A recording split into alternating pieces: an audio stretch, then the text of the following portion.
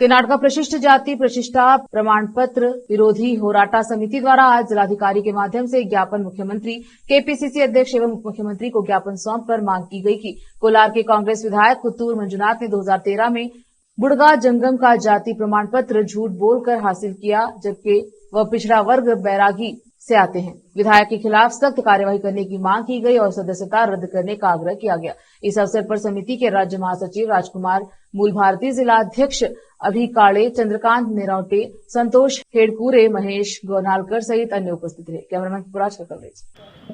ಏನು ಕರ್ನಾಟಕ ಪರಿಶಿಷ್ಟ ಜಾತಿ ಪರಿಶಿಷ್ಟ ಪಂಗಡಗಳ ಸುಳ್ಳು ಜಾತಿ ವಿರೋಧಿ ಹೋರಾಟ ಸಮಿತಿ ವತಿಯಿಂದ ಜಿಲ್ಲಾ ಶಾಖೆ ಬೀದರ್ ವತಿಯಿಂದ ಇವತ್ತಿನ ನಾವೇನು ಒಂದು ಮನವಿಯನ್ನು ನಮ್ಮ ಜಿಲ್ಲಾಧಿಕಾರಿಗಳ ಮುಖಾಂತರ ರಾಜ್ಯದ ಮುಖ್ಯಮಂತ್ರಿಗೆ ಸಲ್ಲಿಸಿದ್ದೀವಿ.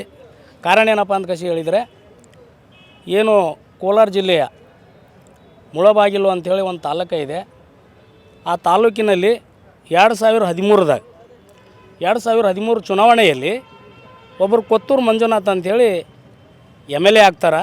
ಅವರು ಪಕ್ಷೇತರ ಅಭ್ಯರ್ಥಿಯಾಗಿ MLA ಆಗ್ತಾರೆ.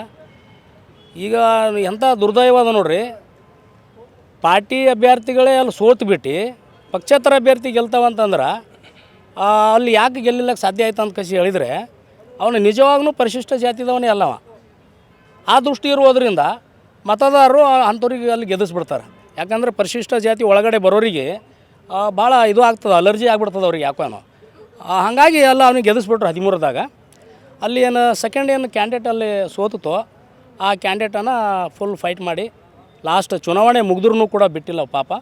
ಲಾಸ್ಟ್ ಮೊನ್ನೆ ಡಿಸೆಂಬರ್ 18ಕ್ಕೆ ಇದು 12 ತಾರೀಕು ಮೊನ್ನೆ ಡಿಸೆಂಬರ್ 12ಕ್ಕೆ ನಮ್ಮ ಕರ್ನಾಟಕ ಹೈಕೋರ್ಟು ಇವನ ಮ್ಯಾಗ ಕೂಡಲೇ ಏನದಂದ್ರೆ ಕೇಸ್ ಪ್ರಕರಣ ಎಲ್ಲ ಆಗಿದ್ದು ಮುಳಬಾಗಿಲು ಕ್ಷೇತ್ರದಲ್ಲಿ.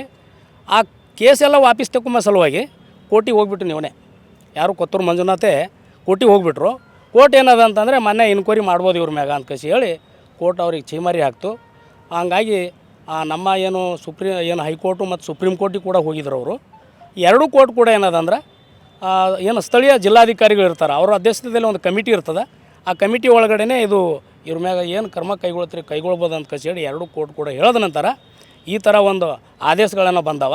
ಅದಕ್ಕೆ ಬಂದಿರುವುದರಿಂದ ನಾವು ಹೇಳ್ತಾ ಇದ್ದೀವಿ, ಇವಾಗ ಕೋಲಾರ ಜನರಲ್ ಸೀಟ್ ಮಾನ್ಯ ಜಿಲ್ಲಾಧಿಕಾರಿಯವರ ಮುಖಾಂತರವಾಗಿ ನಾಡಿನ ಮುಖ್ಯಮಂತ್ರಿಗಳಾದ ಸಿದ್ದರಾಮಯ್ಯ ಸಾಹೇಬರು ಮತ್ತು ಸಮಾಜ ಕಲ್ಯಾಣ ಇಲಾಖೆಯ ಮಂತ್ರಿಗಳಾಗಿರ್ತಕ್ಕಂಥ ಡಾಕ್ಟರ್ ಎಚ್ ಸಿ ಮಹದೇವಪ್ಪ ಸಾಹೇಬರಿಗೆ ನಾವು ಕರ್ನಾಟಕ ಸುಳ್ಳು ಪರಿಶಿಷ್ಟ ಜಾತಿ ಪರಿಶಿಷ್ಟ ಪಂಗಡ ಸುಳ್ಳು ಜಾತಿ ಪ್ರಮಾಣಪತ್ರ ವಿರೋಧಿ ಹೋರಾಟ ಸಮಿತಿ ವತಿಯಿಂದ ಮನವಿಯನ್ನು ಕೊಟ್ಟಿದ್ದೀವಿ. ಈಗಾಗಲೇ ನಮ್ಮ ಮೂಲಭಾರತಿಯವರು ಹೇಳ್ದಂಗೆ ಏನು ಬೇಜಾರಾಗ್ತಾಯಿದೆ ಅಂದರೆ, ಕಾಂಗ್ರೆಸ್ ಸರ್ಕಾರ ಈಸ್ ದಿನ ಏನಾರ ಕೇಳಿದ್ರೆ ಅದು ಕೋರ್ಟ್ದಾಗ ಅದಂತ ಹೇಳಕ್ಕೆ ಅವ್ರಿಗೆ ಒಂದು ಮಾತಿತ್ತು ರೀ.